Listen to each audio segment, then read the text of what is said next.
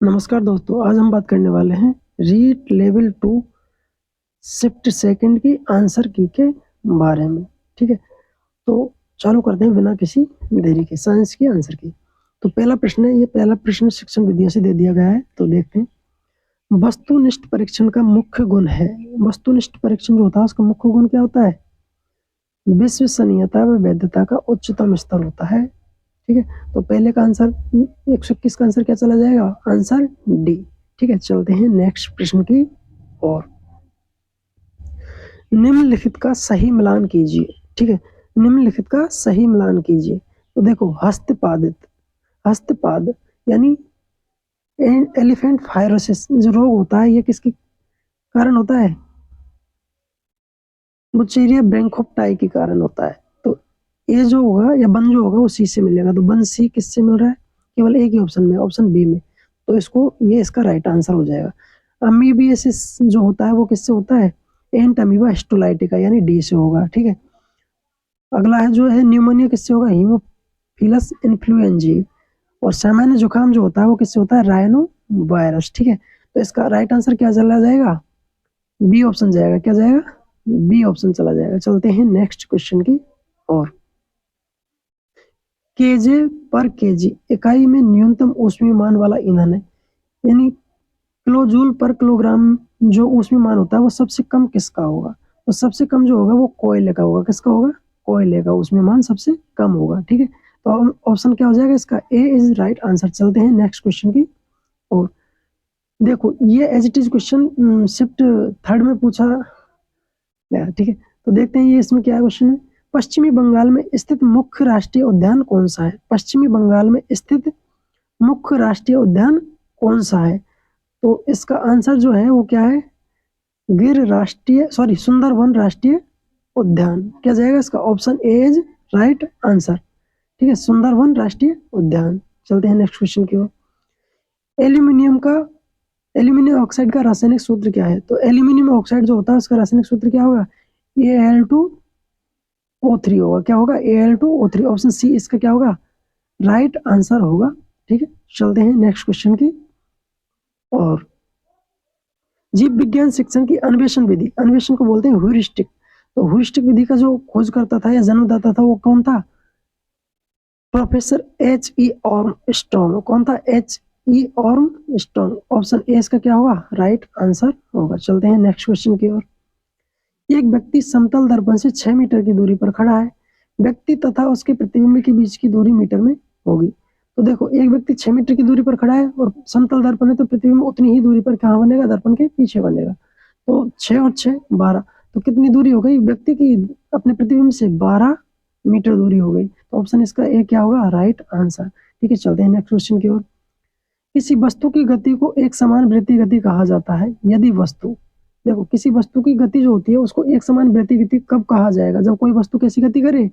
वृत्तीय पथ पर एक समान चाल से गति करे। कैसी करे? वृत्तीय पथ पर एक समान चाल से गति करे। तो ऑप्शन सी इसका क्या हो जाएगा?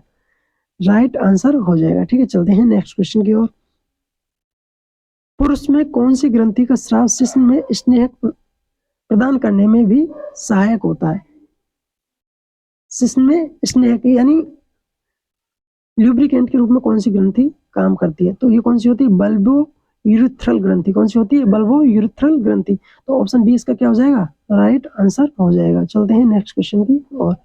दलहनी फसल का उदाहरण है, दलहनी फसल का उदाहरण है, तो इसका राइट आंसर क्या जाएगा? मूंगफली। क्या जाएगा? मूंगफली। Option D is right answer. चलते हैं नेक्स्ट प्रश्न की ओर। निम्नलिखित में से कौन सा एल्कीन सजातीय श्रेणी का सदस्य नहीं है? एल्कीन का सामान्य सूत्र क्या होता है? CnH2n। तो जो इस सूत्र को फॉलो करते हैं CnH2n को, वो तो क्या होंगे? एल्कीन होंगे। लेकिन जो फॉलो नहीं करेगा वो क्या होगा? कोई दूसरा यौगिक होगा। एल्केन हो सकता है या एल्केन हो सकता है। तो देखो, इसका राइट आंसर क्या जाएगा? D C2H2। ये क्या है? एल्काइन है। CnH2n को फॉलो नहीं कर रहा है। ठीक है, तो इसका राइट आंसर क्या हो गया? D option is right answer. चलते हैं नेक्स्ट प्रश्न की ओर। सरसों में श्वेत कीट रोग के प्रति प्रतिरोधक किस्म है, यानी श्वेत कीट रोग जो होता है सरसों में उसके प्रति प्रतिरोधक जो किस्म होगी वो कौन सी होगी? वो होगी सॉरी पूसा स्वर्णिम, ऑप्शन डी इसका क्या होगा राइट आंसर होगा। चलते हैं नेक्स्ट प्रश्न की ओर। लघु पतन के समय परिपथ में धारा का मान क्या होता है? लघु पतन के समय या शॉर्ट सर्किट के समय क्या होता है? परिपथ में धारा का मान बहुत अधिक बढ़ जाता है। क्या हो जाता है? बहुत अधिक बढ़ जाता है। तो ऑप्शन सी इसका क्या होगा राइट आंसर होगा। चलते हैं नेक्स्ट प्रश्न की ओर।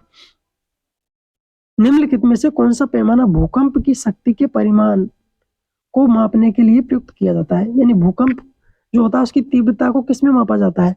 तो रिएक्टर पैमाने पर मापा जाता है। किस पर मापा जाता है? रिएक्टर पैमाने पर। तो ऑप्शन डी इसका क्या होगा राइट आंसर होगा। ठीक है। जैव निम्नीकरणीय अपशिष्ट का उदाहरण है, यानी बायोडिग्रेडेबल। कैसा? बायोडिग्रेडेबल, यानी जो गल जाते हैं, सड़ जाते हैं, उसका उदाहरण कौन सा होगा? आसानी से रुई होगा। क्या होगा? रुई होगा। ठीक है। तो ऑप्शन डी इसका क्या होगा राइट आंसर। चलते हैं नेक्स्ट प्रश्न की ओर। 136 निम्नांकित में से कौन सी एक अच्छे मूल्यांकन की विशेषता नहीं है? तो देखो, एक अच्छे मूल्यांकन में वैधता होनी चाहिए, निरंतरता होनी चाहिए, विश्वसनीयता होनी चाहिए, लेकिन उसमें संकीर्णता नहीं होनी चाहिए। क्या नहीं होनी चाहिए? संकीर्णता। तो ऑप्शन डी इसका क्या हो जाएगा राइट आंसर हो जाएगा। ठीक है। चलते हैं नेक्स्ट प्रश्न की ओर। विश्वव्यापी उष्णता को नियंत्रित करने का सबसे अच्छा उपाय कौन सा है?